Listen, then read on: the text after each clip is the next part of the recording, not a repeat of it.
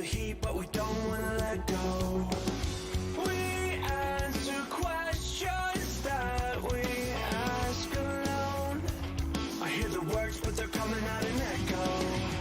So, would you give up the fight if you had no time to even surrender? Would you give up your rights and let your life slide away?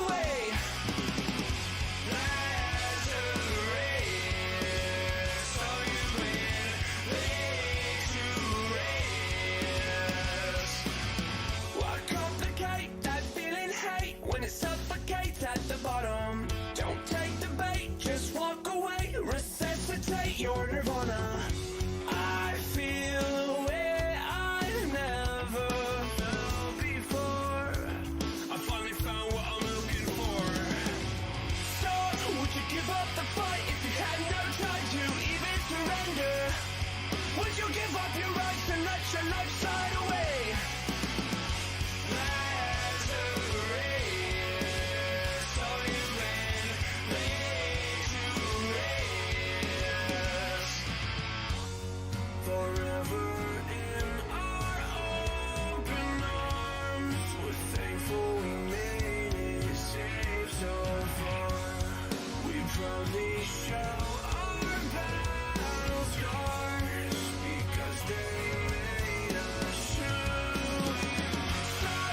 Give up the fight if you had no time to even surrender. Would you give up your rights and let your life slide away?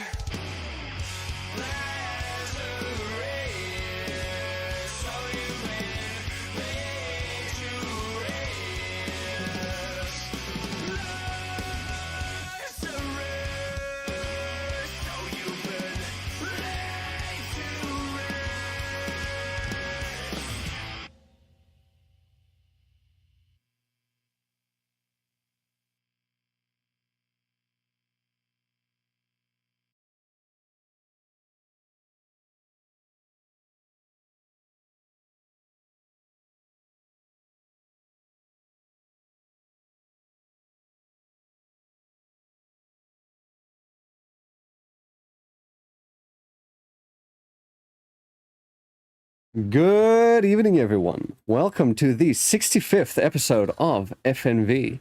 FNV is short for Friday Night VTubing, and this is a show where I, your host Zarastro, interview various VTubers from all over the community. And tonight, our wonderful guest will be Icy Sylvie. Sylvie, please say hi, introduce yourself, and tell our listeners something about you that they might not know. Hello, I'm Icy Sylvie, Ice Dragon's general VTuber. I provide cozy, sussy content. Probably the best way to put it. Cozy, sussy content? Lewdsome? Cozy, sussy content. Lewdsome content? Nope, I do not provide lewd content. Oh, just sussy. Okay. Right, there is a difference. I'm an adult with adult humor. yeah, no. I mean, that's a lot of us are like that, you know. I think so too, but I think people are sometimes have a difficult time admitting it. Oh yeah, definitely. And I feel like sometimes streaming platforms don't understand that either. Nope. Like YouTube, for example. Yeah. With that recent thing that they did where people are getting nailed for, you know, just saying fuck too many times in a show or in a video or something. Yeah, you gotta space that one out. I feel like YouTube caters toward children, despite the fact that they have like YouTube Kids anyway, and it's like, okay. But I think the reason why nobody makes stuff for YouTube Kids is because, well, you can't have ads on it, so there's no monetization with it. You can't have any ads with kids content. That would make stuff for YouTube. Because that would be. I think if companies target ads towards children and not like the parents for the children, then it would be considered predatory or something. Like predatory marketing. I guess that comes into like there's probably some controversy with it being online compared to it being like cable TV or something. But I don't personally know the legality of it. I don't know either. Why do you even care about predatory marketing when there's freaking gotcha gambling and all these games with loot boxes? That's some predatory marketing right there. Me playing 2 gotcha games on the daily on my phone. Free to play only though. Is how I phone games how I developed a gambling addiction, which is why I don't play gotcha games actually. Wait, did you actually? Like in the I had a past? pretty severe gambling addiction. Oh, yes. okay. Yeah, And from about a game that you probably wouldn't expect from Terra, because lots of games have, the loot boxes for cosmetics, right? And Yeah. the way Terra worked was that you could instantly buy the item that wasn't dyeable, right? Which is fine, but everyone wants the dyeable ones, right? Because you want the customization, you want the cuter one, and that one was only in loot boxes, and it was quite hard to get them. So you'd have to at least buy 10 to 20, and 10 to 20 means you're running probably 100 to 200 each time you're trying to get something. And Terra also Terra had a small pay to win aspect to it for a while, where they released this dragon mount that gave a 2% buff increase to your attack. That was only in loot boxes. And it was 2%? Rarer. Oh, it was a horrid drop rate. I think it took me 50 boxes to get the thing. Oof. And was that 2% worth gambling it? Addiction. No, of course not. So that 2% was negligible. It wasn't even worth all of the effort. It was impactful for people who care about parsing and stuff like that, which typically high-end rating communities do. Oh, fair. So it mattered to the people you played with. But it really, at the end of the day, doesn't actually matter to anyone, because you could clear the content quite easily without it. It made no significant difference, and it wasn't like there was some major like DPS check that was preventing people. Yeah. That people were like, oh yeah, this really helps us. No. Yeah. No, it didn't. And that's why I don't play games like Genshin or gacha games, because I know that I would roll indefinitely until I got, the waifu or husbando that I wanted, and my wallet would suffer for it. So I simply just don't play those games anymore, because if you can't prevent yourself from doing something, just don't get into it. True. That is like the most true thing that you can say. If you don't want to fall, don't jump. Yup. It's not some little known fact. I'm quite honest about the gambling addiction in my past. I'll be like, I don't want to ruin my life. Oh wait, well, what about the thing that you mentioned before we started with my interesting fact. Yeah. So I actually spent my entire childhood, and I'm talking like the 18 years or whatever that I was, up until like college or whatever, right? Swimming and water polo and everything, and I lived in Florida, so I loved like water and stuff, right? There's a lot of Except water. that if you ever send me to go like snorkeling, I will probably have an anxiety attack, because being near fish, like up close and personal, scares me to no end. Like my primal lizard brain is just like, I can't be in the water. Water is bad. I will die in this water.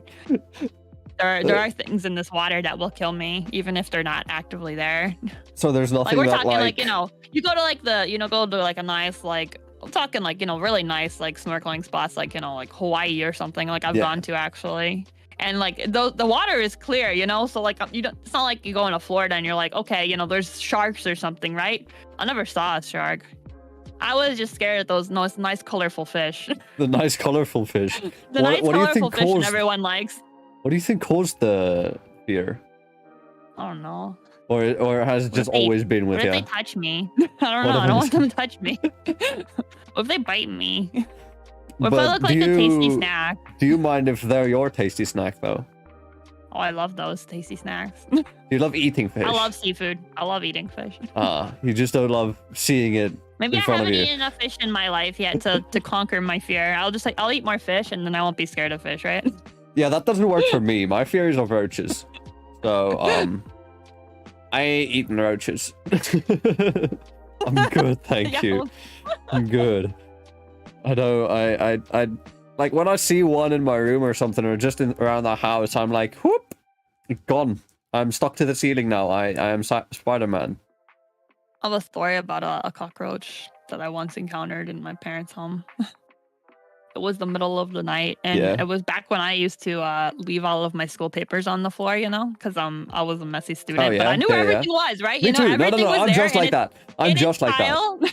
Yeah. My room is just like that right now. And I heard this rustling, and it was like 2 a.m., and I was like, I was on my computer on my bed. You hear this small rustling, and I looked over. I looked over and I didn't see anything, and I was like, okay. But then I heard the rustling again, and then I looked over and I saw it crawl out of my papers and then move into another stack of papers, and I was just horrified. I stayed up for the next 2 hours staring at this pile of papers, waiting for it to come out, and then it finally came out and crawled into this. It was started crawling towards this box, and so I like in between that 2-hour time span, I went and I grabbed this massive can of like Aussie hairspray, right? Like I'm talking like, you know, those industrial like size cans, like they're massive, you know, they're like, okay, you know, not regular can. We're talking a hairspray. So in my mind, okay, so what I had known as a child was that if you ever sprayed a bug with Lysol, it actually evaporates their lungs. That's what I had heard, okay, as a child. I don't know if that's necessarily true. I had heard that. And I was like, in my mind, I was like, okay, maybe aerosol is the same thing. And so I thought if I sprayed it with the hairspray, I wouldn't have to touch it or smash it. Yeah. So I tried. That's when it first started crawling on the box. That's the first thing I tried. I sprayed the entire can of hairspray on it. It was covered in white. It was just like a snowy white cockroach. Yeah. It did not die, and I had to smash it, and I cried.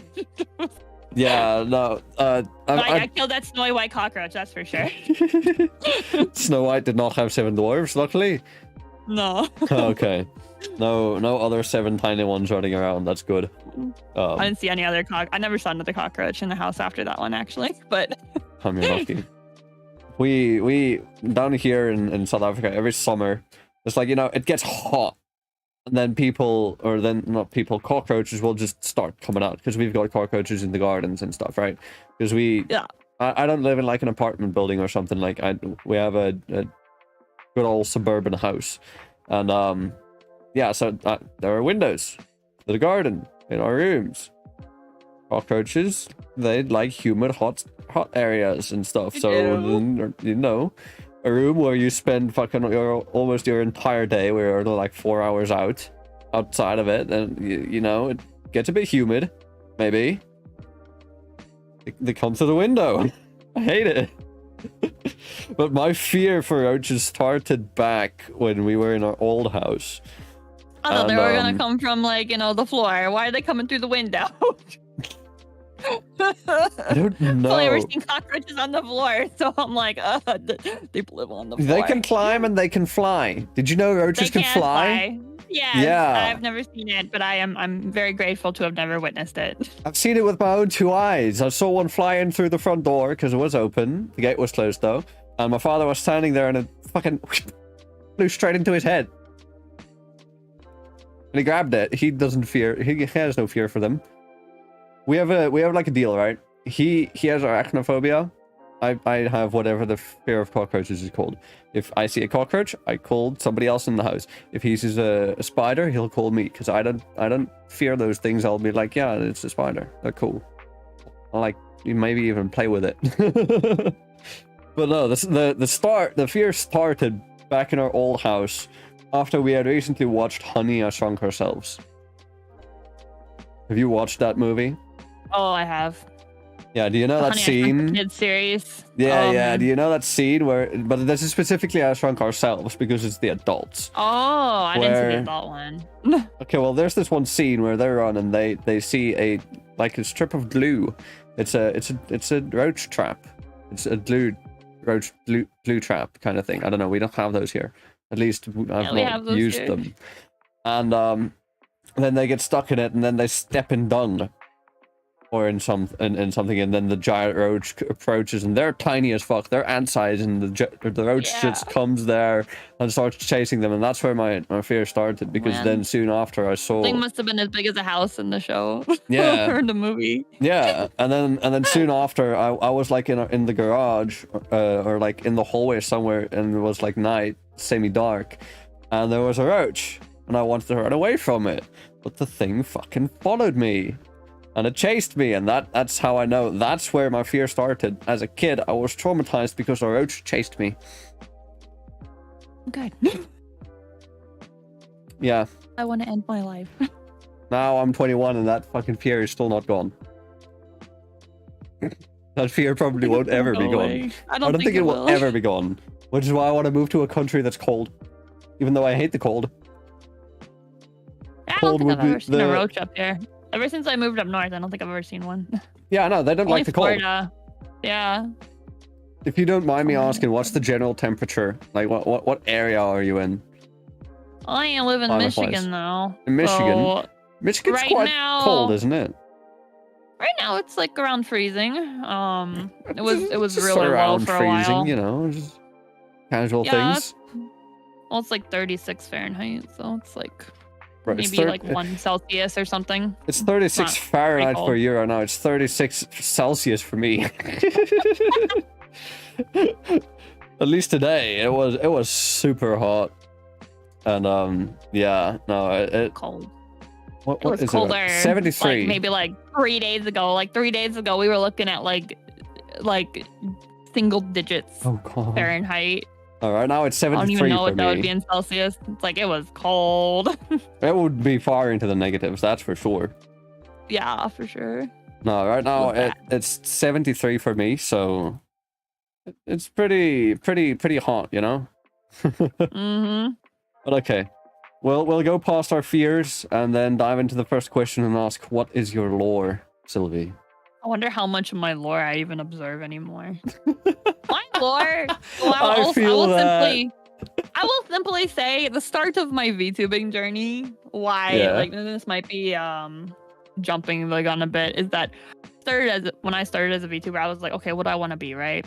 Yeah. And I basically just picked the Mary Sue OC that I had for the longest time. I was like, I'm gonna be an ice dragon. Like that just makes the most sense in my mind, regardless of the fact that I don't particularly care for the cold. I'm used to living in the Yeah. cold. It doesn't mean that I like it, but I can handle it at this point in my life. Yeah. No, I mean, personally, after coming from Florida and being one of those people that had never seen snow in their lives, you know, Same. I was very familiar with planting my ass on the ground, you know, and falling on the Yeah. ice. So No, I was I've- very I've- well known in college for that. And it's like, just Oh, this for chick slipping that on the always ice. falls down every single day. Every single day. People used to hold my hand when we walked to the cafeteria so I wouldn't fall. you just Like drag them down with non-romantically. you. They were just like, this chick is so uncoordinated that we don't trust her to walk herself anymore. My How many experience with times ice did you is not drag them so with great. you? No, they willingly went with me. They won't go They're down good with you. friends. They were good friends, luckily. I had some good beans for friends in college. Wait, so they wouldn't go down with you, or they just wouldn't let you go down? They wouldn't let me go down. Ah, okay. But as soon as they let your hand go, down you go. Yep. You gotta have I mean, to walking develop on like ice an is a ass of special steel or something skill. at that point. Yeah. Oh, walking on ice is like a skill. You definitely don't develop it if you live in a warm place, that's for sure. Yeah, no, I've never seen, like I've seen snow on the mountains, but I've never seen Yeah. it like, you know, in front of me. I've never been able to touch it or No, anything. It's different for sure. Yeah. But yeah, my lore was, you know, I probably had maybe a standard VTuber lore. I think a lot of VTuber lore around the time that I became a VTuber was quite similar because I basically like When was that? I If you was don't mind. inspired by like I started as a VTuber back at the start of 2021 January. Okay, and yeah, that we're was- roughly same I took a same lot area then. of I took a lot of interest in like Kiara's like lore video. And I built my lore video based on that because that was like my only exposure to like lore videos before that. Because I'd only had interest in like HoloLive, so HoloLive lore videos are like the only lore videos I had seen. I didn't know like, you know, VShojo or any indie VTubers like really. So that was the only one I had as a reference. And I was a really big fan of like the storybook kind of aspect of it, so I built mine the same way initially. And obviously my name has changed since then, but I tried to build my lore around like a name. Yeah. So my first name as a VTuber was Yukihatsu, and Yukihatsu means first snow, and so that was how I built my lore around that name. Oh, Was that okay. I existed on some other planet, and I did it in a reverse style. So like, you know how when spring comes, you know, it's like the start of like the new year, spring comes and everything like wakes up and stuff. But I did it that winter was basically spring in this world. And so Okay. it was my responsibility to start winter every year so that the world could, you know, be like reborn or whatever and, you know, be plentiful.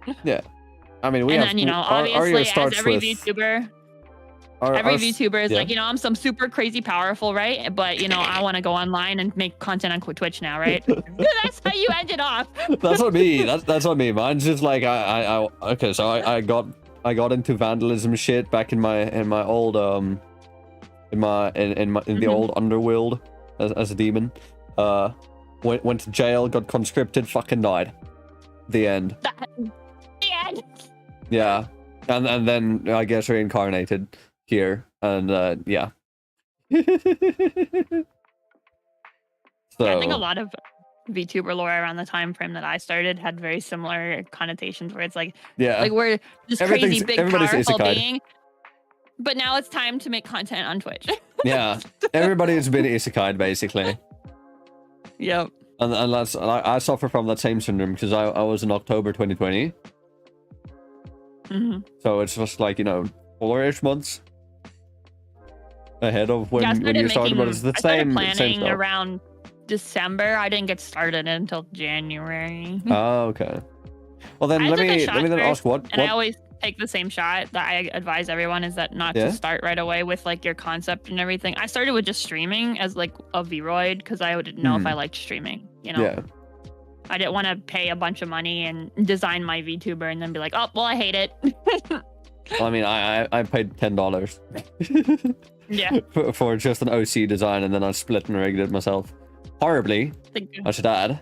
I split and rigged it horribly. That's impressive. But I mean, I've gotten a lot better since, and I'm now doing rigging full time, so whatever. But yeah, my video was way too intimidating for me. I was like, I'm gonna make a V-roid, so I made my own V-roid. I think I purchased like $7 in textures and just made it myself. Hell yeah. I mean, yeah, I'd always say that's the best. Start out cheap. Like, see if streaming is your thing, because you don't want to go in, spend like $2,000, and then like 3 months later be like, yeah, no, streaming ain't for me. Or you just like, become too busy IRL, and then you can't stream, and then you've got $2,000 sitting on a file on your PC that's never going to be used.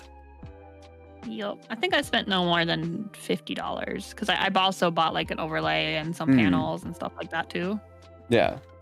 I had a friend who wanted to get into doing overlays for VTubers and stuff. So, but yeah, he does like he's that graphic design bot, except he actually has a degree in graphics design.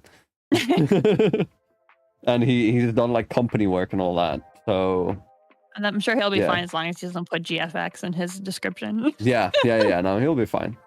And plus, he's a VTuber and I'm like, himself. well, okay, time to block this person. Legit, dude. Whenever I see GFX, like yesterday, I got 2 message requests. Right, the first one was just someone asking, "Hi, can I ask you a question?" I tried to respond. They had their stuff on friends only. Can message them, and I'm like, what? How does that? You can message me, but I can't reply because I'm not in a mutual server or a friend of yours. What? How does that work? How that even? I don't understand how that works. Yeah, so I added them and waited because I was like, maybe this person's genuinely wanting to ask a question. They did. Was live to D question, easy answer. But then later I did get a GFX bot, and I'm like, they're just like, hi, how are you? I'm like, that seems sus. We don't have any friends. We share one server. Single one. I got a lot of ones from the big servers, like all the people who like a lot. I have a couple like I'm in like Schrodinger Lee server and like Tobbs server and stuff like that. And those are pretty massive servers, right? And if you show anywhere like higher up in the chain of like members, I'm not even. That was on the Senpai Gaming channel. Oh my god, how? The Senpai HQ Discord. Like, I'm a member, sure, on the YouTube. On the channel, but I think they just spam everyone. People. Yeah, I think they just spam everyone. Spam everyone. If they're a bot, I imagine they could. Wouldn't be too hard, right? Probably. They'd probably be banned very soon after, but yeah. They'll get banned pretty quick, yeah. Yeah, no, so I just checked the profile and I was like, okay, she, her, 21. There's your zodiac sign, I don't remember what it was. GFX, I can do these things, like, overlays, emotes, models, PNGs, everything under the fucking sun, banners, and those Twitch panels things, and then comes open, and I'm like, Yeah, no, deny block. There we go. Easy. You can just spot them. Like, you'd think that the bots would learn by now. I don't know. It's just like if you get one person, it's worth it, I guess, to them. I've actually Maybe. been scammed once. You from have? this stuff. I have. What happened? It became a really big hubbubaloo, and it wasn't. I wouldn't say they were like a GFX box necessarily, but they were definitely like a tracer, and their art style was not consistent, and they really overcharged Yeah. for it. And I'm gonna take some responsibility for that. I wasn't like it's partially my fault. I should have like done my due diligence. Like I should have like checked their profile, like see their previous artworks, and maybe even talk to some friends about the price and stuff, because I wasn't super. It was one of my first commissions, so at the time I thought that was kind of normal. I was like, oh well, $300. I guess that makes sense for a full body or something, right? I don't think I've ever paid that much. $300 in my mind is a fair price at this point now that it's been over a year or so since then. Yeah. That if it's good, I'm talking if like it's good, but they were doing like a cell shaded, like the lines were messy, and they basically traced it. They traced my reference that I gave them. So when I got it back at the end, I was like, I'm charging back on you. Damn. That's the first thing I said to them when they sent it to me. I was like, I'm charging back on you. You not only traced the reference, you like made it. You didn't make it in any kind of style. I paid you extra for extra shading. And he's like, well, I thought we agreed on this shading. It's like, I didn't pay you extra for that shading. You need to make it better if I'm gonna pay you extra. Yeah, you didn't pay for cell shading. And the line you paid work for, was like, messy, and I was like, yeah, like. I said I wanted it like this coloring style, not to be that coloring style. Not paying you. I wanted it like, not I wanted that. Yeah. So, I charged back. It became like a big deal. I think a bunch of people in the community wound up blocking them because they weren't very obviously like a GFX bot. They didn't put it in there, but they were the typical person to go around in your DMs, kind of warm you up a little bit, like how you doing, act kind of friendly, and then to hit you with you need smart. like me in my outreaches to my guests, like, hi, how you been? Hope you've been doing well. So there's this.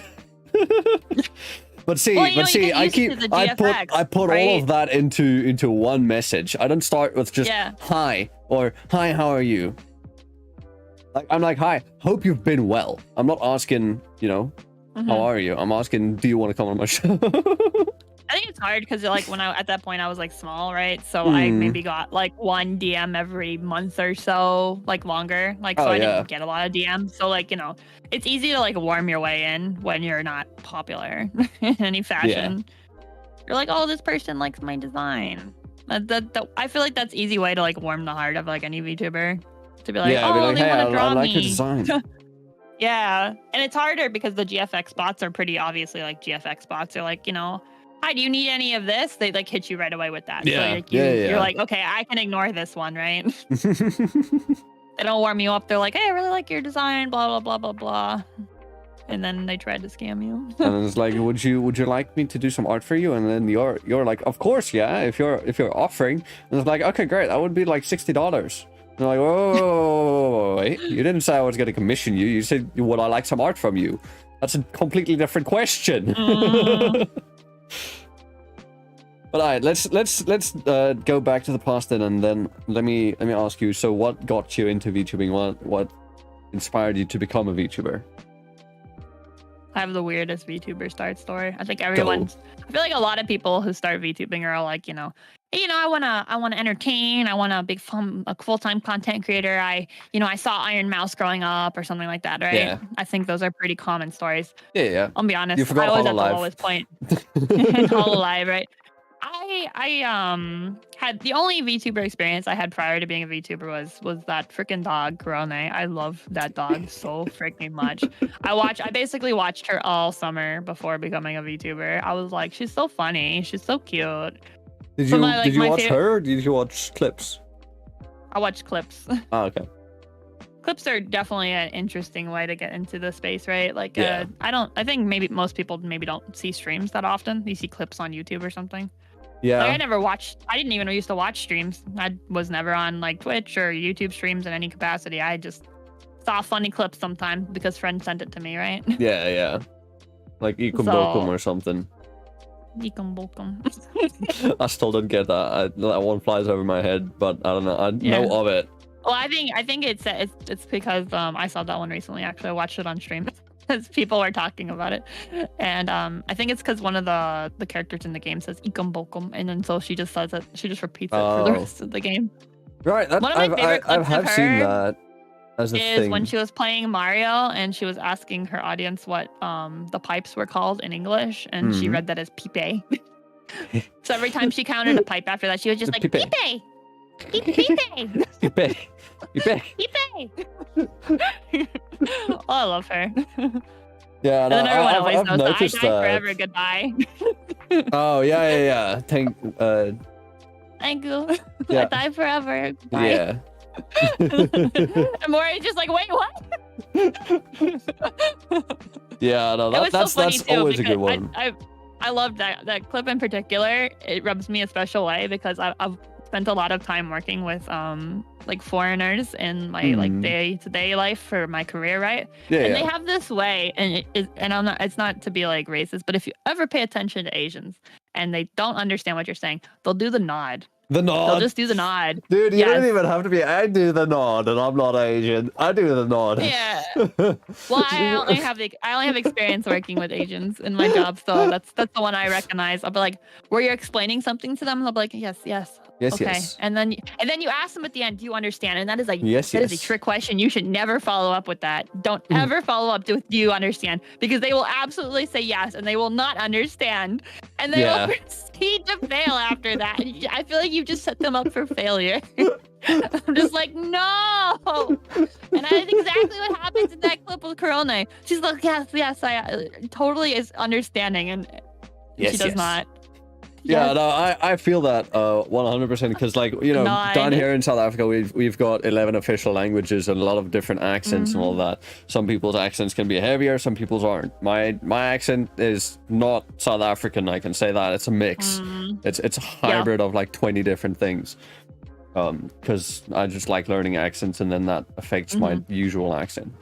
And yeah, just oftentimes when you're speaking to someone and like, you know, you can't make out. They have like a thick accent, or they're speaking But too you don't wanna softly be or whatever. rude, so you're But you just don't like, want to be "Yeah, I rude and ask them to constantly repeat stuff. Or it's like, you know, they say something and you're like, sorry, say that again. They say it, then you say, you don't want to make them repeat themselves a second time or a third. So you're just like, oh, okay.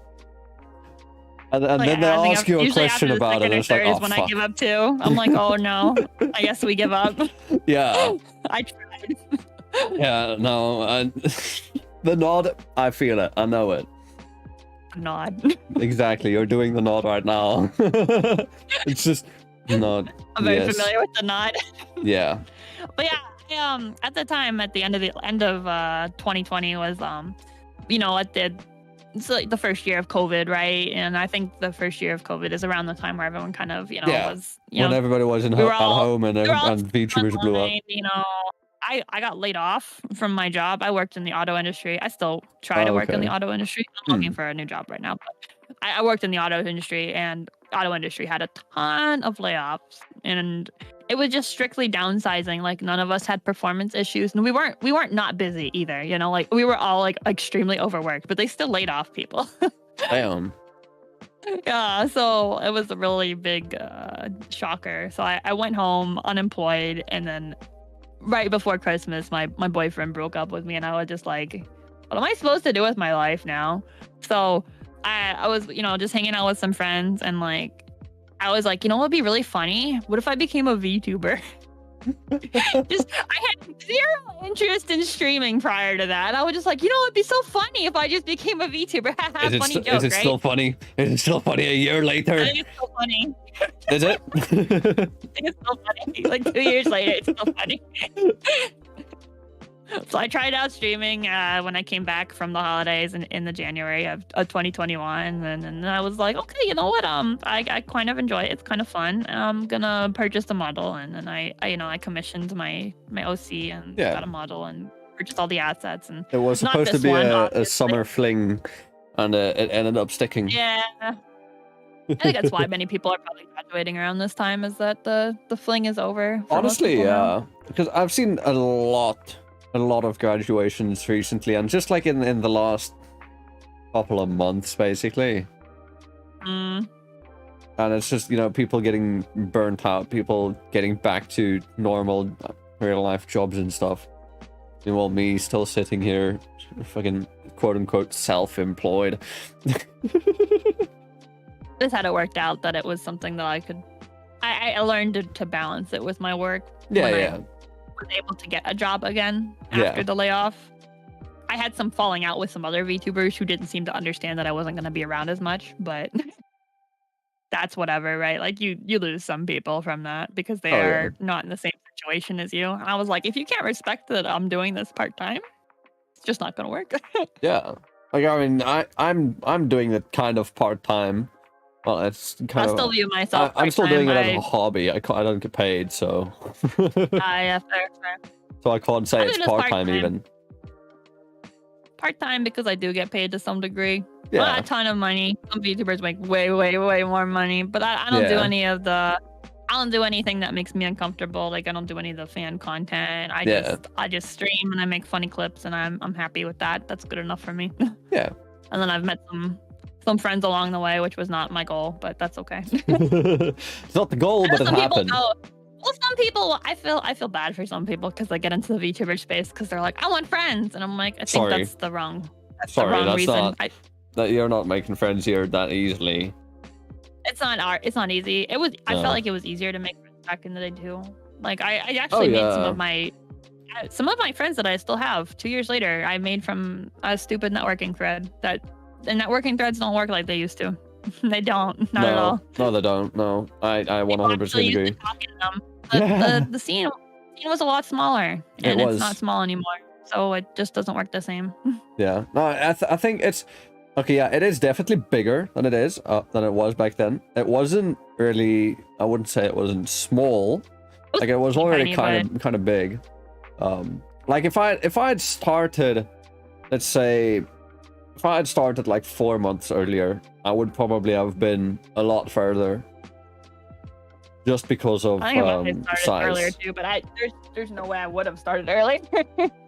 Yeah, no, I wouldn't have been able to either because I was like, I had this after school college thing that I had. I'm not calling it college because they ain't. It's a scam. But yeah, no, it was like just some learning thing, a course that we did, and just through the year around like, let's say halfway through the year is when I started discovering VTubers. And then when the second Ian wave, or when the first Ian wave from Hololive came through, then I was like, okay, yeah, no, I definitely want to do this. And I started learning everything. But yeah. Moving on from that, let me then ask you, so you mentioned that you then, shortly after you realized that you enjoy it, you commissioned your OC. So what were some of your inspirations behind the design? I did start with probably a more traditional ice design, right? Like with like white hair and like obviously like the blue and white, right? I will say that the blonde is probably like a personal preference. Also, I find that it warms my design a bit more. So because I want something that like pushes it apart a bit. Yeah. No, I definitely think that it looks a lot better as it is now. Yeah, in terms of like the small evolution during the design process, my initial outfit is taken from a Dragon Raja outfit that I really liked. So we designed around that. We took that as our base and we modified it. Yeah. So it actually is. My design is extremely say-so for the things that come out of my mouth, I feel. It's like one of them. I feel like I have one of the more modest designs in terms of my main model. Like, I was never really like, super sexual as a person, and I didn't want to be like, guys, okay, please pay attention to me because my boobs are on display or something, and I'm like, Yeah. if I am going to be an ice-based concept, it makes sense to have most of the body covered. It's Because it's cold. kind of cold. It's cold. You're not going for the Viking vibe, fucking bare Yeah. chest, but thick muscles, because the muscles keep you warm. You ain't got those muscles. Well, but the initial thing is that I'll put it on too. Is like I Oh. wanted to have the cape. The cape was Cape, really yeah. important to me. I Yeah. wanted the cape. The For cape's sure. nice. I like the And cape. I love the cape. It doesn't look. I feel like it doesn't look quite as nice on this model as my old model. But Yeah. at the time, there's a lot of times I won't wear it anymore. Hmm. But that's because we made some adjustments to this model when I had it done, Yeah. where like the sleeves aren't like as puffy, so I don't feel weird having no cape. Oh, yeah. Because like the puffy sleeves would look good with the cape, but then it would look weird without. Yeah. Yeah. I used to have puffier sleeves to the top of the sleeves, but that was like the base concept. I was like, I want to be an ice dragon. I had at the time, because like I based my like Vroid on it, right? I was like, I want to have like the sharp like blue eyes, like I Yeah. purposely picked my like colors. I like went into like color swatches, and I was like, Oh, these damn. are the colors you have to use. Like, this is the base color, this is the shadow color, and this is your highlight color. You can do whatever else you want around that, but you will use these 3 colors. You will use them. Hi. I was No, very particular. I personally like I just have a jacket that I can toggle on and off, and then like I switch it on and off depending on how I'm feeling, whether I'm wearing my hoodies or not. Like right now, I am not wearing a jacket. I've got my fan on max, and it's still hot as That's fuck. hot. And so I'm like, I'm taking off my jacket, and then once it gets colder again, I'll put it back on. Even though I do like the model a lot more with the jacket. The jacket is like a key piece. I really but lucked out on my model mama, because she did most of my my design work, and I basically got it, in my opinion, quite cheap. I paid, for the design on top of the model. She did the model art and the rig and the design. Okay. For my first model. She did a lot. And she did a lot of other things too. She did my first overlays. She did my first emotes. Like, she really was like, a GFF spot, like an actual cracked one. She could do everything. She really could do everything. She was the GFX spot. She was actually a good GFX spot. I wouldn't call her that to her face. She's lovely. I haven't spoken to her. I'm gonna clip it and send it. I'm gonna clip it and send it to her. But yeah, so we did my design. She did it. I was like, I wanted to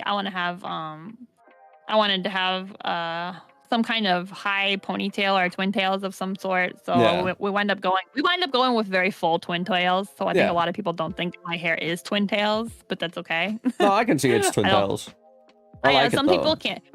Some people can't, and I don't mind that because I like it. And I wanted to have like the floofy on the top, and we also made sure I am very particular to long hair. I was like, it's gonna be long hair. I know some VTubers will have like a short hair toggle. I will never have a short hair toggle. Screw short hair. I don't like it.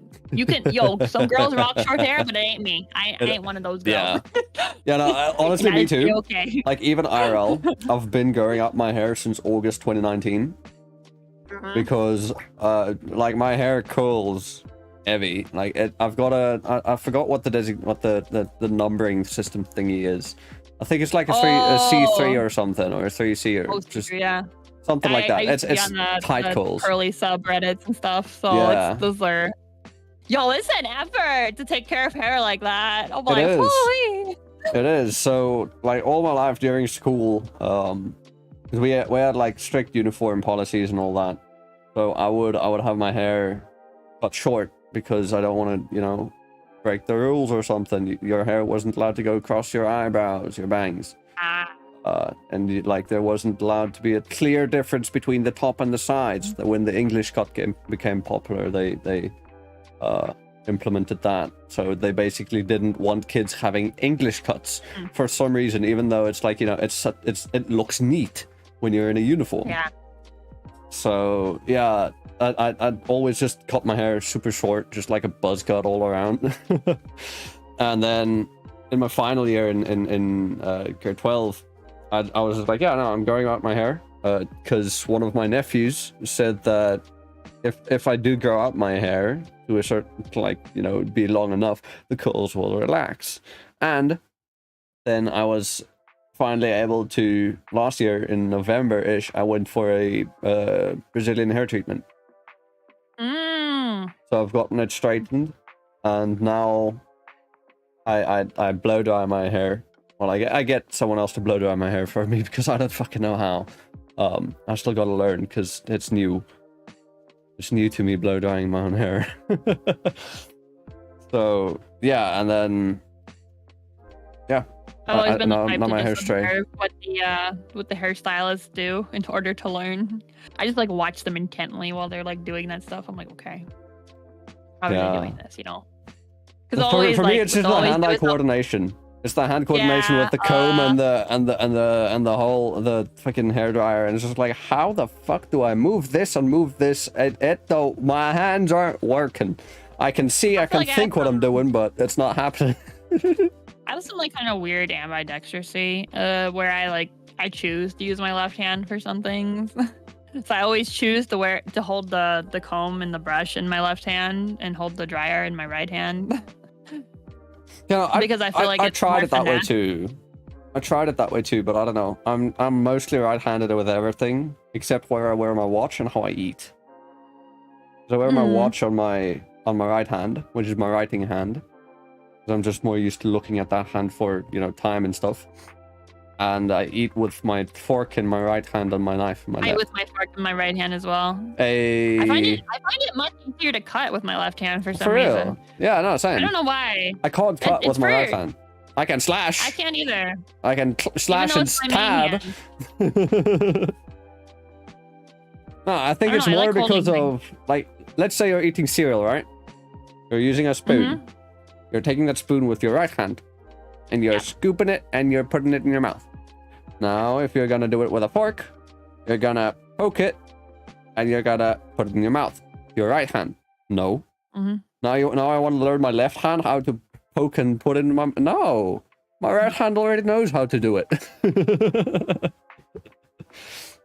I think if I tried to scoop cereal into my mouth with my left hand, I think I would just spill it all over myself. Same. I would be like, where's my mouth? My left hand doesn't know where my mouth is. I don't know. Yeah, just for cutting. It cuts things. Yes. But okay, then the next question that I have is, so what inspires you now? What are your inspirations for streaming now?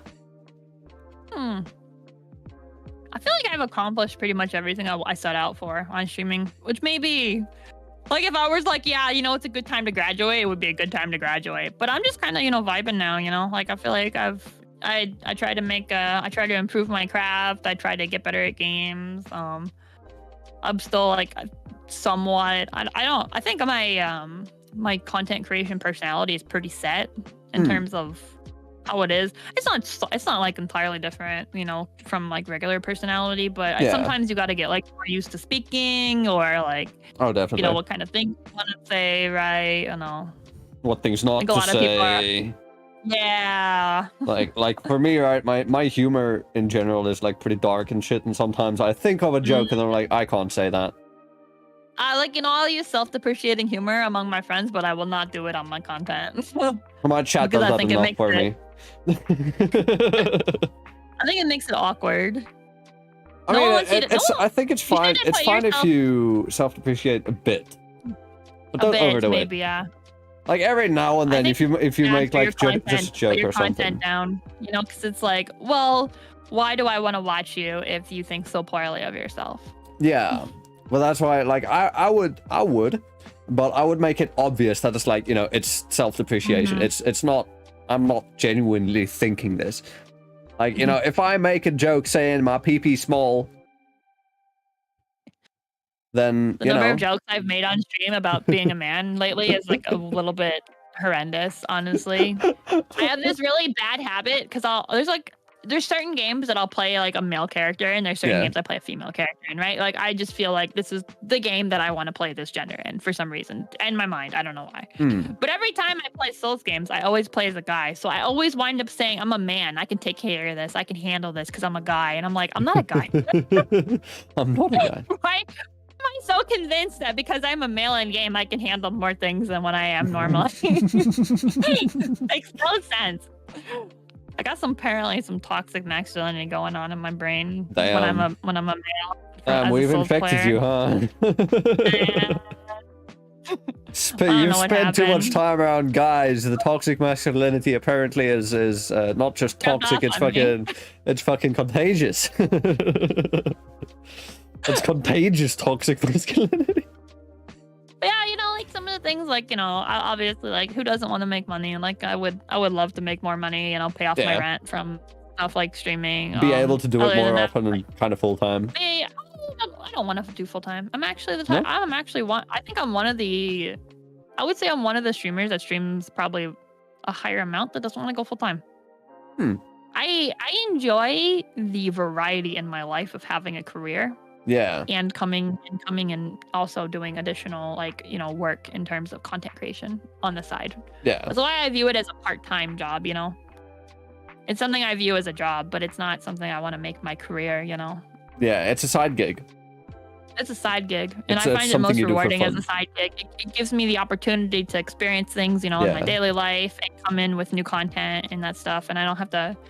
I find that if you're a full-time content creator, you always worry about content. Oh, definitely.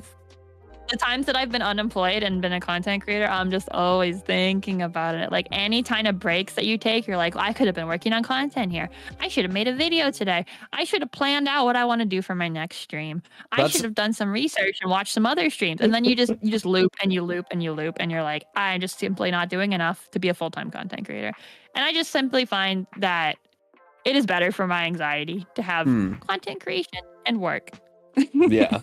I most of the time I'm just like, you know, just vibing. I'm just like, okay, I'm gonna stream this game and I'm gonna have fun, and, you know, I'm gonna make a series out of it, because usually my games that I do is like, you know, they're long. Yeah. Like, I just finished a 14-part Yakuza Kiwami 2 stream series, and I'm gonna move on to Batman Arkham Knight next, and then back to Yakuza 3 and play through the whole Yakuza series eventually.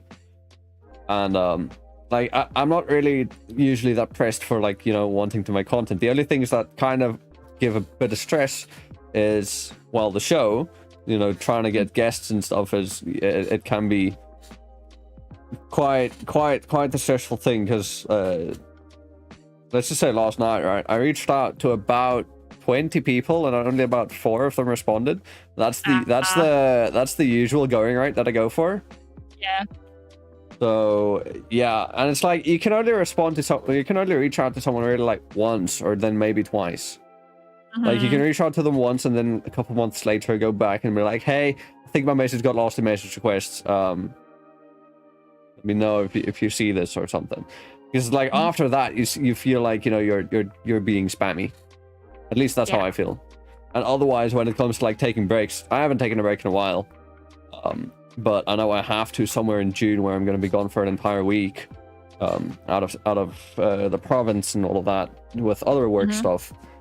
And like, I'm already thinking now, what am I going to do for content stuff that yeah, you see it there. Like, there's no actual time off, it feels like. Yeah, no, but it's also because, like, I feel like my consistency is something that I can be super proud of and all that.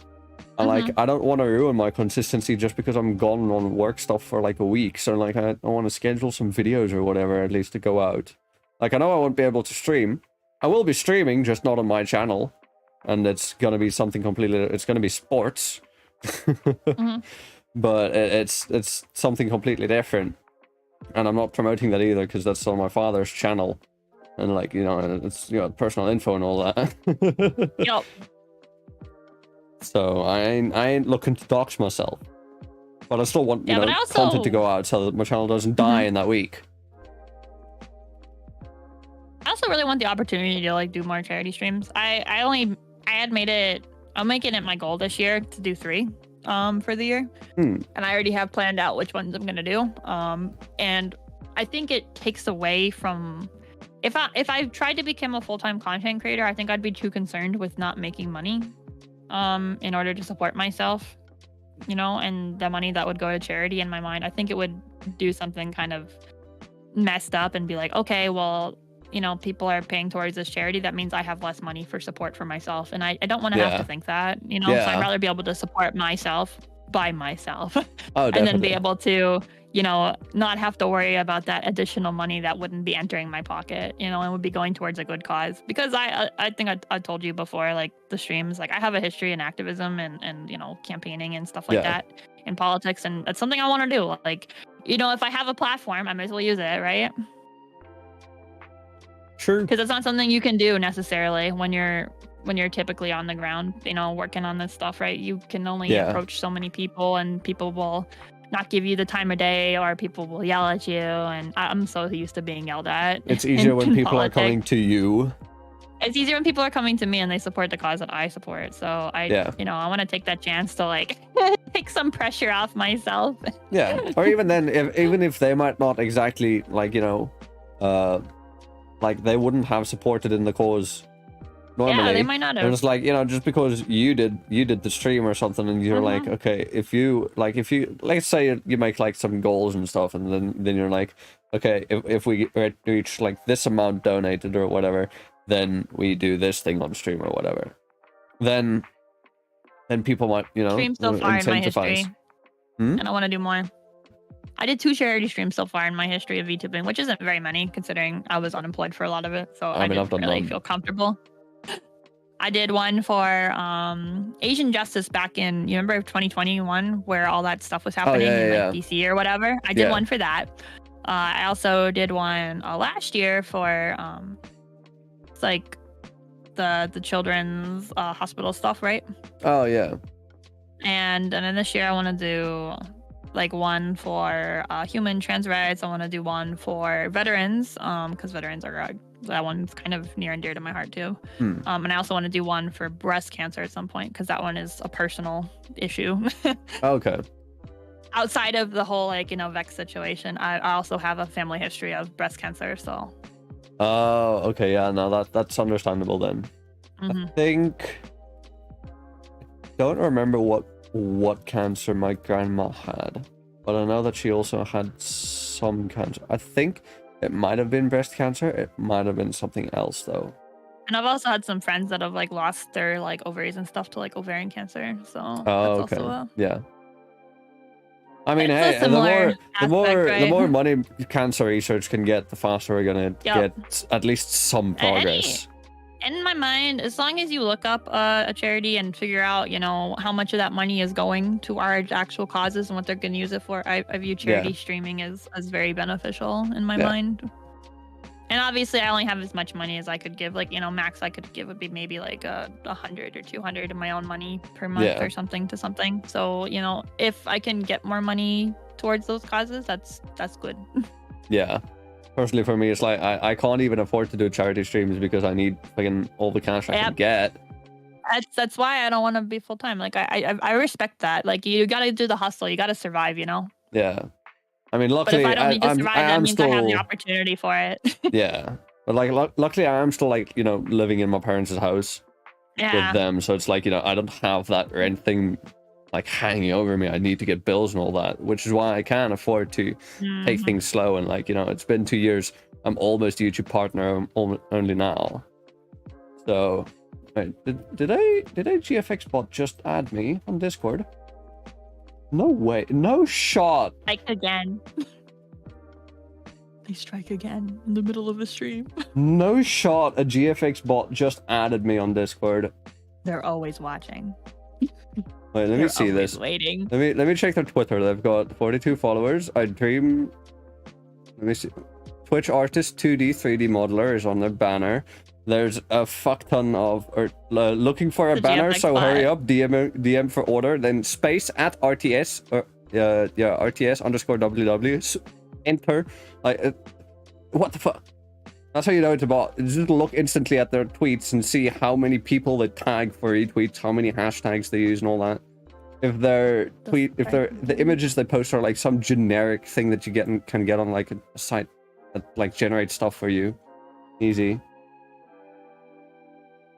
Alright, sorry, I confused myself just there with that GFX bot. She completely caught me, of course. What were we talking about? I think it was to do with like the red stuff, right? So yeah, no. So I can afford to take sum things it up slow over. Yeah. because I I don't would say have just to those sum up on things. my end Yeah. that I just want to take the opportunity to make funny content and just to have a good time and do things. Yeah. I And possibly don't help out have some any causes. I don't have any goals anymore, honestly. Like I when I came into VTubing, I was like, I want to have like a 50 viewer average. Maybe one day I'll push for VTube. I'll push for partner on like Twitch or something. And I already did over that. So like, there's nothing left. So then But let I me do skip ahead to one of the other questions. Yeah. What are your goals? My goals are goals are To do 3 more charity accomplished. streams this year. I want to do 3 charity streams this year. All right. There's that I would question like to get answered. into We can YouTube skip that one content. later. Maybe I'll do that one day. Hell yeah. YouTube content is like I want to get into like long form content, like planned long form content. Not Do you mean like just, scripted videos? Or Yes. just like gameplay? No scripted videos. I want to Or do like a scripted video video. essays? I don't think it'll happen this year, but I want to do one at least scripted video before I quit content creation. What would it be about? I don't know. That's the problem, right? Like Yeah. it's got to be valuable in some Yeah. capacity. You got to plan it out. And I feel like scripted videos are the peak of YouTube videos. Like that is definitely. the one thing that I could never, it's the one thing I never imagined myself doing. So like if I could do it, that would be like the biggest challenge for me. Most of my time like watching stuff on YouTube is, well, maybe not most, but a lot of it has to do with like, just watching video essays. Like even if I don't even know what the fucking topic is about or anything, it's like just because the person that I watch is making it interesting. Mm-hmm. So I'm just like, yeah, do I want to watch this 40-minute video? You bet. But alright, then the next question that I have for you. Actually, before I go into the next question, let me just quickly plug our stuff. So if you guys have listened so far, it's already been 1 hour. So that clearly shows that you've liked this episode. So make sure you drop a like down below, subscribe if you haven't. That allows you to, get notified. Although you can only guarantee notifications if you ring that notification bell. Otherwise, go check out fnv.crd.co for everything to do with the show, because there you can find the links to the audio-only platforms. The show is currently available on Spotify, iTunes, Google Podcasts, and Anchor FM. Otherwise, if you're a VTuber and you want to be a guest on the show in the future, there is also a Google Forms link that you can fill in. That's it for me. Otherwise, go check out Icy Sylvie on Twitter and Twitch. My wonderful guest here. You can find her at ICYSYLVIE. It's Icy Sylvie on Twitter and Twitch. And with that, shall we head into the next question? The next question that I have for you is, what about VTubing fascinates or interests you the most? No, something about having a model just fascinates me. I really like having a model.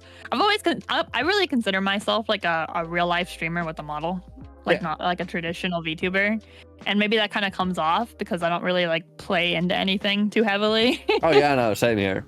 I'm just using the model instead of a webcam. Yeah, I don't know. The model is fun. I love the model. It gives you a kind of like a right of expression. It's an art form, and I do quite enjoy it a lot. And just like the capabilities of it, and like I was always like into art growing up, so it's like kind of cool to see like a moving art piece that I had commissioned. It's like oh yeah, so cool. And plus, you can commission a lot of art for that character, and just like you can be like, this is my character. I own this. This is me. But I love, even if I talk about like all of the stuff IRL, I do like that separation from IRL to content creation. It adds a very distinct separation, Yeah. It helps it helps you separate the full-time from the part-time. Mm-hmm. And it really helps protect your identity, because like in the field that I work in, it's kind of small, so I'm quite recognizable in the field. So it gives me that anonymity. As much as, even if I talk about that kind of stuff on stream, I don't mind that. It's that I don't want my coworker to scroll Twitch and be like, oh my god, what is she doing? Just be curious one day, and after work, just like, then just like go onto your Twitch and like, what the fuck is she talking about? Oh. You've said some saucy shit. Oh, I've said some saucy shit. I'll tell you what. Also, like having other models. Like, I have like a chibi model, I got like a dragon model, and I got like a cat model, and I'm like, Yeah. I'm living large. All right, then how about a bit of a hypothetical question? If I think we kind of mentioned, you kind of started talking about something that could work here before we started. If you could rebrand, what would you rebrand into and why? Ugh. It's so hard. I wonder if I would go the route of being like something water based. Honestly, I'd just be like suck it up and be like, you know what, get over yourself, Sylvie. It's time. You've always been into water. Just accept it. Because like water aspects are just like always really nice and like flowy and like shiny and sparkly. And I'm like, it's like you think about like traditional like mermaids and stuff like that. You're like, oh, those are pretty, right? I wouldn't want to be a mermaid particularly, but like. Stuff like, siren base would be like kind of cool, right? Like, because I love like, I wouldn't be able to do without like the pointy ears, frankly. It's like a personal preference. Yeah. But if you ever like, if you ever saw Art Gun's mermaid model, like something like that would be like really cool, I think. Maybe like dolled up a little bit more. I don't think I've seen it. It's kind of monstrous, It's really nice. If you ever look into it, it's quite old at this point, so it might not show up on like Twitter. But like I love like those monstrous appeals. Like so like more Monster Girl ish. I would probably go more Monster Girl, but I would still like try to like make the outfit pretty, sparkly, catchy. And just aesthetically maybe more complex than what I have now, but not overdoing it. I'm not gonna come out here with like every color on my VTuber model, that's for sure. But I might go for more like like greens and like blues and like purples. Maybe some like complementary colors. Yeah. Some contrast. Just make sure that you don't make it in such a way so that you can't green screen yourself out. that is always a concern, isn't it? That's something that why like you don't want to have the whole RGB spectrum in your model, because somewhere you're gonna need to use green screen and you're gonna struggle. Something's gonna be invisible and you're gonna have to make seconds. Instead. Yeah, I mean for me, I can get away with just using a normal green screen. Although most of the time, also normal green screen. So yeah. Although most of the time for me, when I use like just VTube Studio for my own streams, I use the game capture and allow transparency. So I have a black screen. I don't have a green screen or blue screen. It's black behind. Because if you go to custom color and allow transparency, then, game capture will automatically remove that. That's when you want to be on other people's streams, though. True. Well, usually I'm not the one on other people's streams. At least not with my model. Usually then it's just, PNG. PNG, yep. All right. Then, the next question. So, why did you start making content? I just did it to kill time. And just to kill time? I literally just did it to kill time. I was bored. Had nothing better to do with my life. I was like, you know what? It'd be fun I like making stuff. I've always been the type of person that likes making stuff. Like I work in engineering like full time, obviously. Yeah. And in my mind, engineering is the culmination of working on a project, making a project and seeing it come to fruition. And I feel like, content creation, art and stuff like that is also something like that, where you create something and you make something and you can be proud of that. And, who doesn't want to be proud of their work? Yeah. It's like people who write books or draw, they go through all the effort to learn the craft, make the edits, the tiny adjustments. And I feel like content creation over time can be like that too, Oh, you yeah, start definitely. off, not knowing something and, having to practice your speech or, having to, finagle your overlays or, maybe you add more interactivity to your streams. Like I have like a bunch of redeems on my stream, right? Like I'm crazy about it. I love redeems. Redeems in my mind make a stream more fun. That's what makes a stream for me on Twitch. Oh yeah, same. Like if you don't have redeems on Twitch, you may as well just be streaming on YouTube. I'm sorry. And you're not making the most use of the platform. No. That's the only thing that I give Twitch over YouTube. Because like I'm Team Red all the way. And because I just don't like Twitch. That's and the all that. only thing they have going for them, and if you're not using it, I don't know why you're on there. Yeah. Sorry. Yeah, channel points. Like all of the big creators, right? They're like, or people who previously have done like, you know, commentary on the YouTube versus Twitch debate. Some people would say channel points don't do shit for your channel, and I'm just like, no. At least like me personally, definitely. I use it a lot. I've had so many viewers comment on my channel points. They're like, they're always like, I have the best channel points. Like, it keeps them engaged. Yeah. You know, if obviously you want to stand on your own with engagement in terms of like speaking and stuff, but it's an extra something to keep your audience entertained, you know? Yeah, definitely. And especially if you can like have that integrated with a bunch of other stuff, like, you know, with the Twitch, referring items towards streamers. I think, is that the full thing? Yeah, it's yeah, tits basically. Twitch integrated throwing system. Ah, that one. Yeah. So you've got tits, you've got like sound alerts and blurb, which I know. So that's something that I've been using to boost a bit of interactivity on my stream here on YouTube.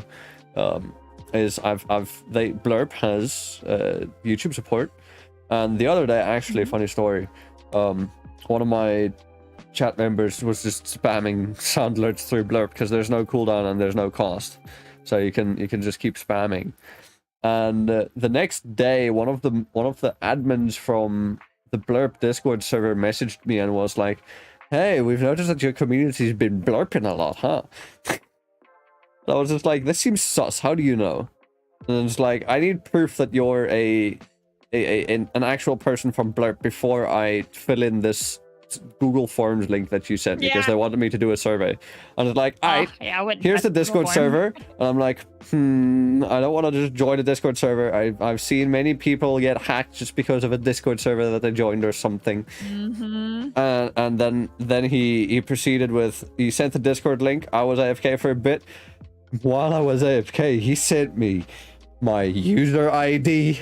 He sent me my email that I use for it. He sent me the end of the browser source link. And I'm just like, okay, I get it. Yes, you work for Blurb, I get it. How did you know they had access to all that? I didn't even know either. But yeah, no, they have a database. They were like, yeah, so I was just looking through people who've been using Blurb on YouTube. And your community has been very active with it. We saw that there's been a lot of blurps recently. I'm like, oh, okay, cool. Well, yeah, I filled out your survey. There you go. There's my customer service survey. I guess I treat it this way, right? Like, there's a different appeal to somebody who's a smaller content creator compared to somebody that's a larger content creator. Watching a large content creator is like watching a show. You don't get to interact with it. You just watch. Yeah. If you're watching a small content creator, you want that feedback. You want the interaction, and having stuff that adds to engageability is good. Yes. And like, I mean, even maybe it wouldn't appeal to somebody like NV Shoujo. Like, you're not going to want to have a bunch of redeems because you just simply would be overwhelmed with the number of points that are being generated per stream, right? Yeah.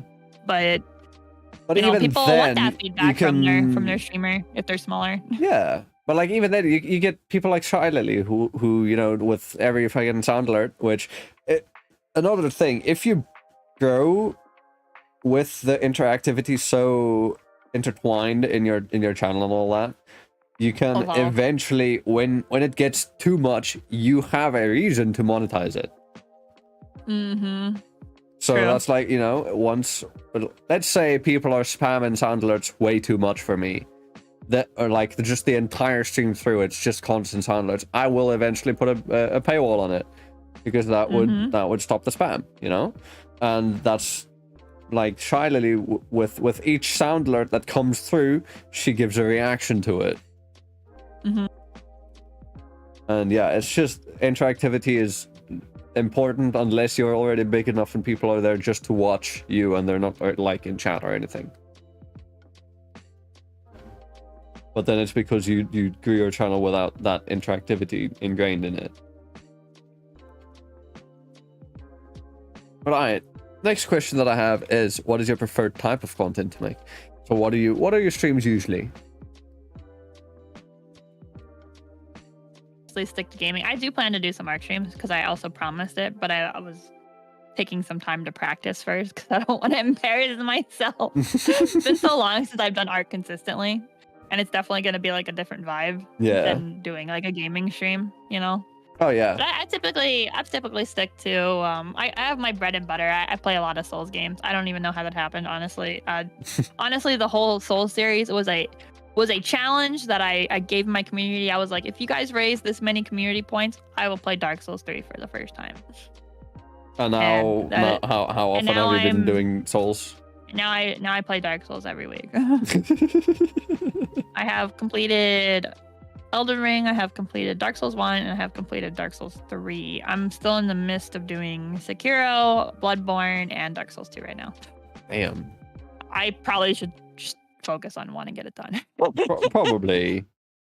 But I started off as the type of person that like I back in the day, like, or whatever you want to say, like back when Dark Souls 1 was like a thing. Like 5 years ago or something crazy, right? Like quite a few years ago.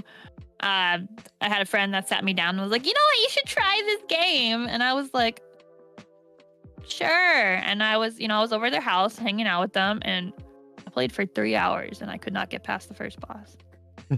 3 hours later. Yet here I am all these years later, and I'm like, smash that boss first try, dude. When I got to it the next time around when I've been playing, you know, all of the other like ones, easy money. The ones that really got me. You're like, how did I suffer so much with this one? It's like you know, some games are like a skill you have to learn. You know, you gotta get used to them. And I'm not gonna act like I was a great. Even when I started again playing Dark Souls, I think it took me 50 attempts to clear the tutorial boss in Dark Souls 3. So you can start from being utter hell trash. You can. You can really start from being at the bottom of the barrel and working your way up. Well, yeah, I guess it just works that way. The more you play a game, don't let a community intimidate you into thinking that you ain't good enough to play whatever you want. Yeah, no, the more you play a game, okay, you to drop it and come back and give up. You know, that's fine as well. Yeah. But the more you play a game and the more time you put into it and the more you learn the mechanics and everything around it, you're gonna eventually get a bit better, you know? So I understand. It's not for everyone. Some people just like watching me suffer because I have funny reactions to suffering. So, you know, maybe my community is full of a bunch of masochists or sadists or whatever. Maybe, yeah. I don't know. Yeah, because like personally, I'm not the biggest fan of Souls games, like playing it myself. Yeah. I hate Souls-likes. That's fair. But I don't mind watching people suffer. I've got a bit of a sadistic streak in me. I will make life difficult if I can. I have a punishment wheel right now for Dark Souls 2 because it was part of my subathon goals that I would play Dark Souls 2.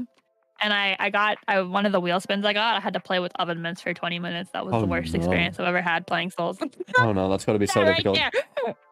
Just like I'd walk out into the area and I'm just like freaking trying to mash with my thumb with this oven mitt, and I'm just like I'm like clicking the wrong button still because it's just so freaking large compared to the controller. You're clicking like 3 buttons at the same time. Yep. Unlocking the Konami code while just pressing ones. I hate it. Anytime I curse, I have to spin the wheel. So I got lucky. It's my fault. I should have just shut my mouth. That's what happens when you go up to be a big potty mouth sailor. You fuck. Yes, it is. Say the word too much, and you're just like, I don't even catch it when I say it on stream. People are catching it. It just comes out so naturally. She cursed. Yeah, it just comes out so naturally. Like, once somebody calls out, you've been saying this thing too much, and it's like every time you say it, and then you catch it, and then like, okay, I see every time, you know, like my one mod in chat right now, I said aight. He does counters. He's got an aight counter. That's 2 more for you, Simon, because he counts things.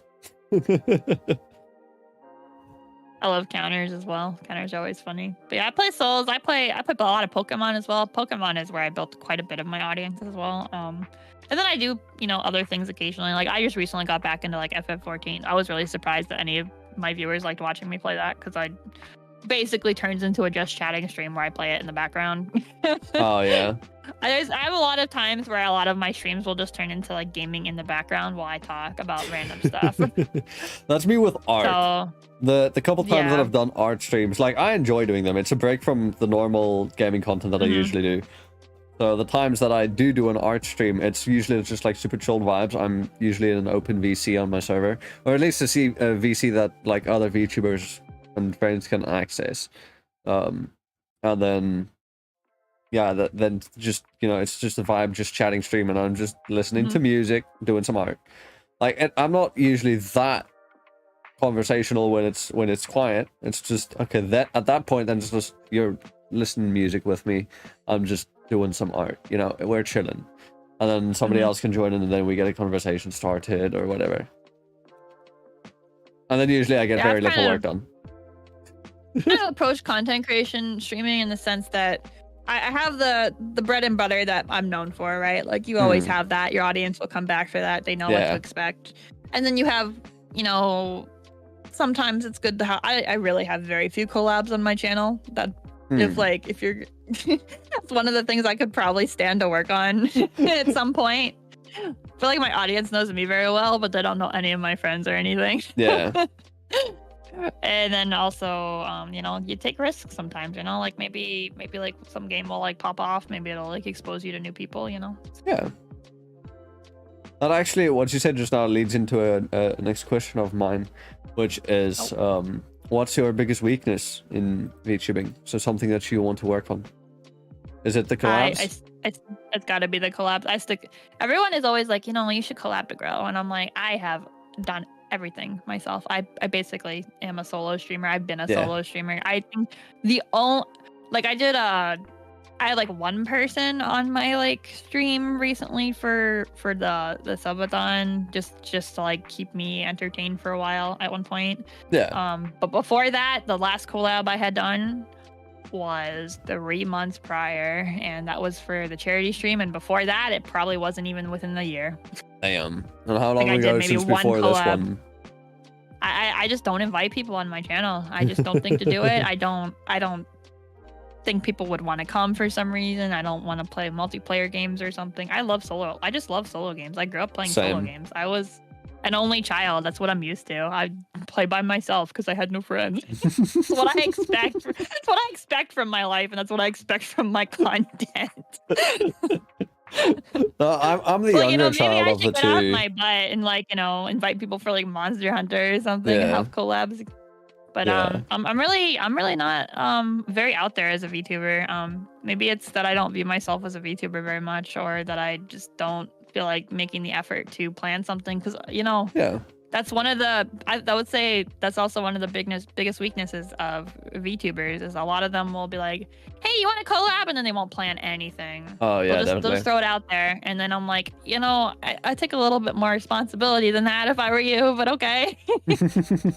Like normally I try to come to people and I'm like, I want to play this game on this date. Does that work for you?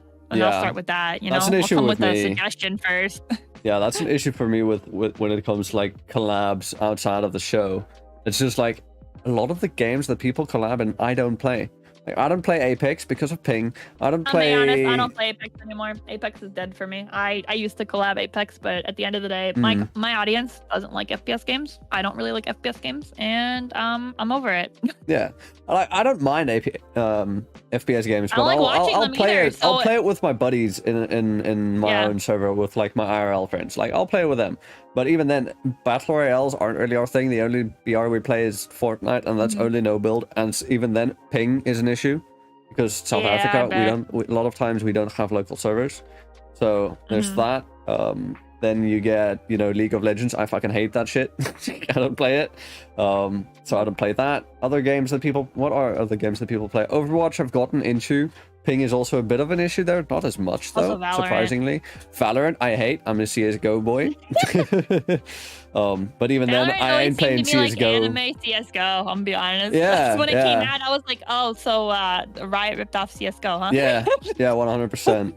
So yeah, I don't touch Valorant. Also with that whole fucking with their anti-cheat, you know, being an issue, and really it has actually bricked one of my friends' PCs, and he had to like format the entire fucking thing.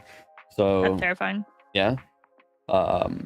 I'll pass CS:GO, on that one too. I don't do collabs in because South African servers are a thing for them, so I don't want to play CS:GO with 200 ping, no thank you. The game's already difficult enough as it is. Oh yeah, for sure. And even then, we're over it by now. I've got like 2,000 hours in it by now, and we're all just burned out from it. Yeah.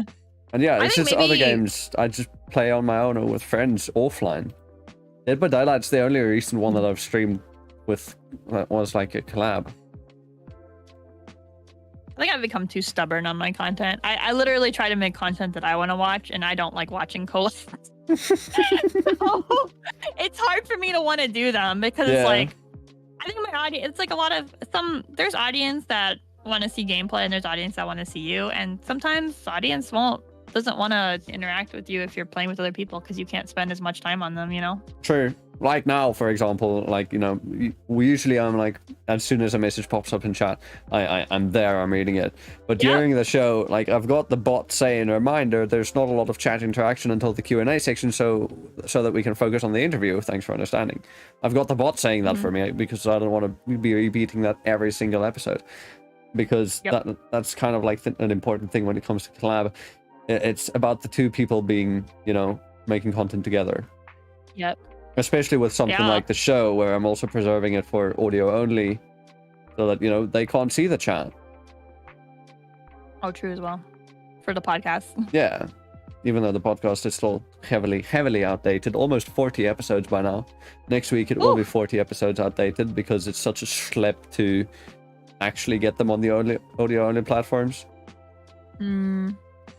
But yeah, I'll probably wrap that up as my weakness is that I just simply don't put enough effort into going out of my wheelhouse anymore. I feel like I found my niche and I've stuck to it like really hard. And now I don't involve other people in my content and stuff like that. And I could stand to doing it, you know, like not even like crazy amount, like maybe like once every like 2 weeks or something. I should invite somebody on my freaking channel.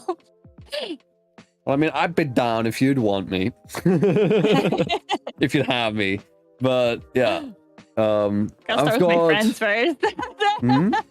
Oh yeah, fair. I'd probably start with the friends that I like shout out like every stream that I see them. Or they just hop in chat and it's like, mods! Make some content together. Just finally doing something. Yeah. But I'm running a bit short on time, so I'm gonna skip a couple questions that are kind of similar already. Because my power is going out in like 17 minutes for 2 hours. I was worried about that. I was like, I think we're dragging. Yeah, so I'm gonna ask one last question, and then we'll move into the Q&A because there aren't that many questions in the Q&A for now. So yeah, the last question that I'll ask you before we go in there is, what has been the happiest moment or the greatest achievement you've had in VTubing since you've started?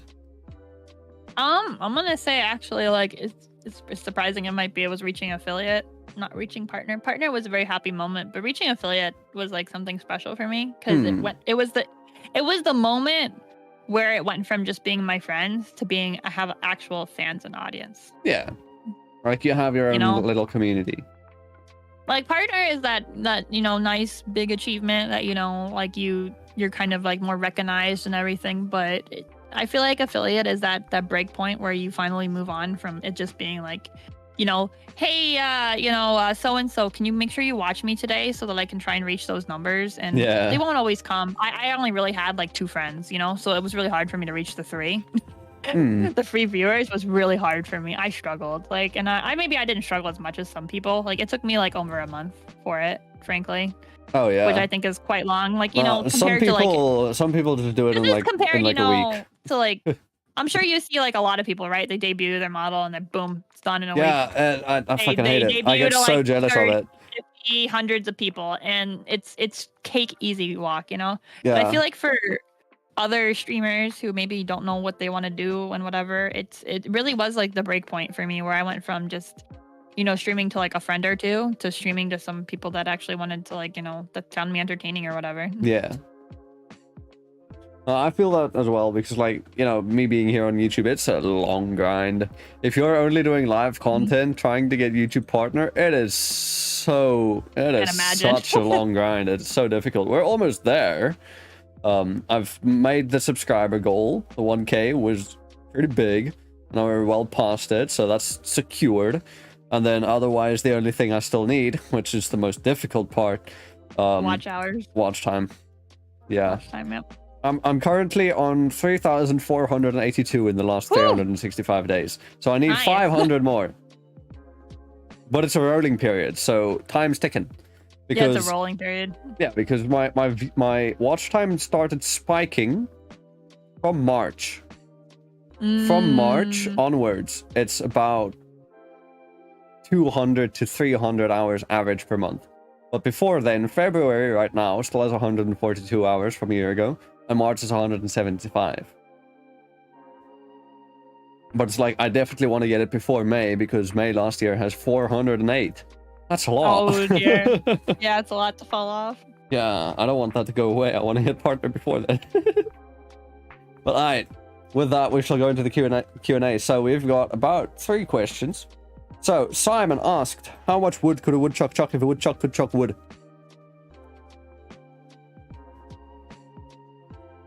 I think there's like an actual response to that one, isn't there? There is, But and I don't know know it. You don't? Okay. Well, do you want to know it? Oh. Yeah, I want to know it. A woodchuck is much wood as a woodchuck could chuck if a woodchuck could chuck wood. Yep. Then, another question. Zekin did ask a question, what got you guys into VTubing and would you recommend it? We kind of asked what got you into VTubing. Would you recommend it though? Yeah. I think it depends what Depends on your from person goals to person. or what your capabilities are, right? Like one of the things that like VTubing did for me was like it actually improved my speaking skills a lot. Oh, but yeah. I think it would be quite difficult if you have any kind of social anxiety. Though I think it is a good challenge. Like I am far better at presenting and like my presentation anxiety that I have in my like day job Yeah. than I ever did before VTubing. Like I was the type of person that would like I'd go up in front of like, you know, the executives or coworkers or whatever, and I'd be like, okay, let's don't cry, don't cry, don't cry, don't cry, don't cry. They're looking at you, don't cry, don't cry, don't cry. Now you just go to them and you're like, also, sup, bitch. And then I would be saying that to myself, and then it would be like, and they would ask you questions, and I'd be like, Sorry, what? wait, what? Yeah. So Yeah, now no, instead I of like can definitely panicking agree. and sitting there on the anxiety, now I can actually like say and speak, and like I still forget things, you know. I'm not gonna act like I don't, but like it's significantly better than it used to be. I can also say definitely that's something that VTubing has done. Like, you know, just for me, confidence and speaking ability, basically. Like the ability to carry a conversation with someone, especially with a show. It's been, you know, being a show host and unable to carry a conversation, not two things that go well together. So it's definitely something that's been worked on. This freaking cat, he's being noisy. But one of the things I think what might be hard if you were getting into VTubing is that I worry for people who are trying to get into this and doing it full time and not approaching it the correct way. Yeah. It's a. You've got to approach it as a hobby.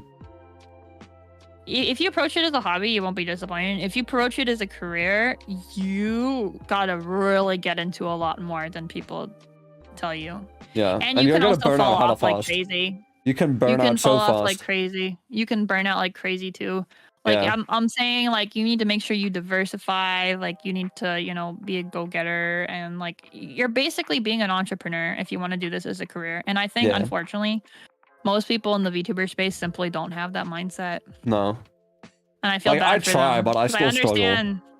I struggle. I don't like the people that I know that I think, in my opinion, really do it well. And I'm gonna give you an example of an IRL streamer that I think does it really well.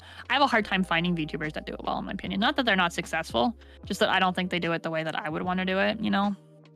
And I don't think they diversify as much, because a lot of the VTubers that I know that are more successful and that can live off of this full time are into making not safe for work content. I'm gonna be honest. Yeah. There's very few of them that aren't making you know, more say so or not making that fan content, and I personally would never want to be like that, you know. That's just not what I would do. I think the thing is there are a lot. There's a lot of money there.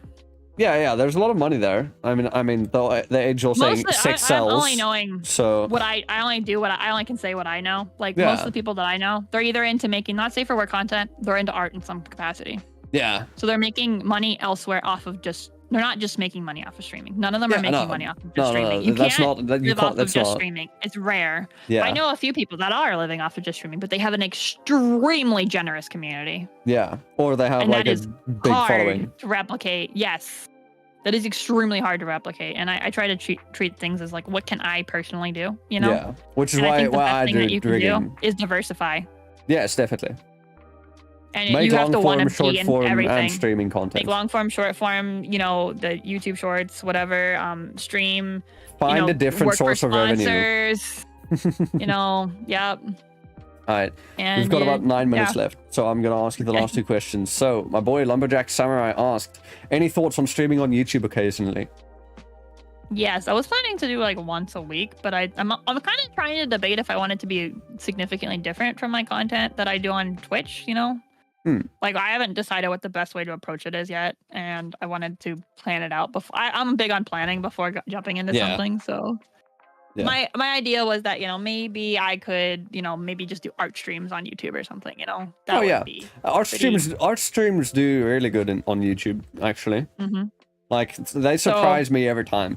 Like, I do not have the best SEO for art streams, but yet every time I do it, I get like a like, my average concurrent viewer is like between 3 to 5, and with art streams it goes up to like 7 to 10. Yeah. And I'm just like, do people really just like the chill vibes that much? Yeah, well, I want it to be distinctly different from my Twitch content. You know, I want people to look at my Twitch and be like, I don't want them to go to YouTube and be like, oh, she just streams this random game that she doesn't stream on Twitch. Like, I don't want people to think that about my YouTube streams, you know, if I'm doing them. And I think that's important to me. It's like and it comes into diversifying then. It's like, what can I challenge myself with? What will set me a bit apart from what my typical streams are, you know? Yeah. Maybe something that will reach new audience. Maybe something that's more tuned towards the YouTube audience, you know? Yeah. Well, if you need help setting up those streams, I'm right here and I'm down. I'm always happy to help people delve into the YouTube Live community and area. But okay, then the last question that we have from Darkwater. As a woman in engineering, are you capable of making a device work with force convincing? I don't... Jack, Dark is gone. He said earlier he's gonna be gone, but I don't know what it means by convincing. So just like, are you able to make it? Are you capable of making a device work with force? I mean, like throwing it across the room? I don't know. Can you bash a TV? I'm kind of confused. Well, I don't know. Dark's questions are always kind of confusing, and I need more context usually. I'm doing the nod. I would have to. I'm concerned that he's not a natural English speaker, so that he's trying to imply something else. Okay, wait, he's here. Wait. Have you run into a bolt screw or knot that made you use WD-40 and get the heavy duty equipment to remove that bitch? Ah, okay. Oh God, I don't typically do that kind of stuff. I work when I work in engineering. I work more like I work more in the design side for like the software aspect of like the actual design of the engineering thing. I don't have to actually work too. I'm very lucky that I don't have to work with like bolts too often.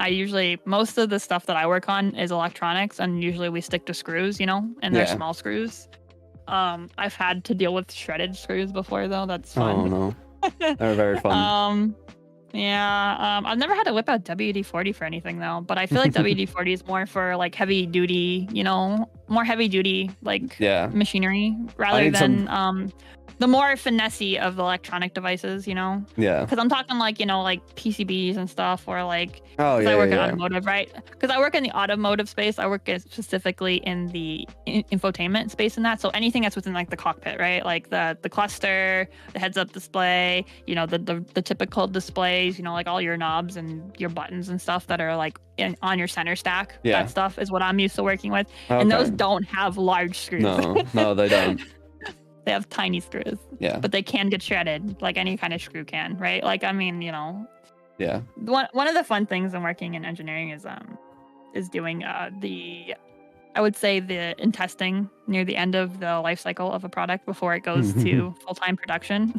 The QA. Because that's where, it's basically the Q&A portion where you go for like the environment testing and stuff like that. Oh, I love environment testing. It's like amuses me. It makes you really sad though when you like notice like, you know, Some issues. some issue like, you know, like maybe you picked the wrong sealant or something and water got in the component and you're just like, no. Oh Oh, and then no. you have to make a part change before no. production. That's not fun. Yeah. You know, I need some WD-40 for my chair because this bitch be squeaky. Right now it's betraying me, but it's kind of squeak. I think you can hear it. Oh my god, that squeaks. Yeah, totally. I can hear that well. Yeah, you can hear that. Yeah, no, I need some WD-40, but okay, that's going to be the last question for tonight, and I will be ending the stream there. So if you guys have enjoyed it, make sure to drop a like down below, subscribe, ring the notification bell, because yeah, we are running out of time. We've got 4 minutes left. So yeah, thanks for everybody stopping by. If you enjoyed it, once again, you know what to do by now. Join the Discord, follow the Twitter. Sorry, I said that wrong. Join the Twitter and follow the Discord. Yes, I said that right this time. And go check out FNV.cod. give you guys a different experience than the typical. Yeah. So, No, it was fun. Thank you for coming on as well, Sylvie. Make sure you guys go check her out. Her links are everywhere in the description, in chat, and in the show notes.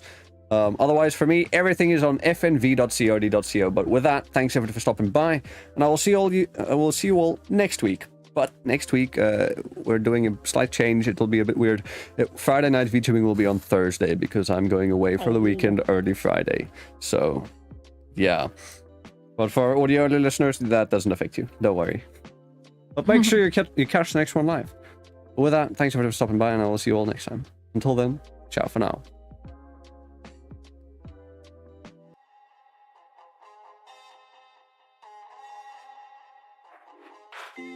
Sun goes down, our spirits free. Nothing left but our energy. Take my hand, we can go and see a world unknown. Come explore with me. No, explore with me. Yeah, explore with me. No, explore with me.